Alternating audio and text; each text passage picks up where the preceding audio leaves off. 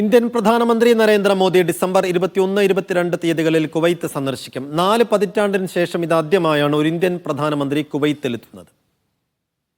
1981-ൽ ഇന്ദിരാഗാന്ധിയുടെ സന്ദർശനത്തിന് ശേഷം ഒരു ഇന്ത്യൻ പ്രധാനമന്ത്രി ആദ്യമായാണ് കുവൈത്ത് സന്ദർശിക്കുന്നത്.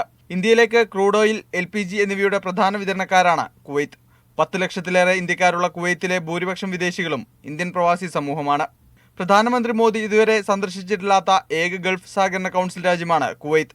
ഇരു രാജ്യങ്ങളുടെയും സഹകരണം ശക്തമാക്കുക എന്ന ലക്ഷ്യത്തോടെയാണ് സന്ദർശനം. സന്ദർശനത്തിനിടെ സുപ്രധാന കരാറുകളിൽ ഒപ്പുവെക്കുമെന്നാണ് സൂചന. കുവൈത്ത് വിദേശകാര്യമന്ത്രി അബ്ദുള്ള അലി അൽ യഹ്യ ഈ മാസം ആദ്യം ഇന്ത്യ സന്ദർശിച്ച് കുവൈത്ത് സന്ദർശിക്കാനുള്ള ക്ഷണം നൽകുന്നതിനായി മോദിയെ കണ്ടിരുന്നു. കുവൈത്തിലെത്തുന്ന മോദി കുവൈത്ത് അമീർ അടക്കമുള്ള ഭരണാധികാരികളുമായി ചർച്ച നടത്തും. ഇൻഡോർ സ്റ്റേഡിയത്തിൽ നടക്കുന്ന പൊതുസമ്മേളനത്തിൽ ഇന്ത്യൻ സമൂഹത്തെ പ്രധാനമന്ത്രി അഭിസംബോധന ചെയ്യും.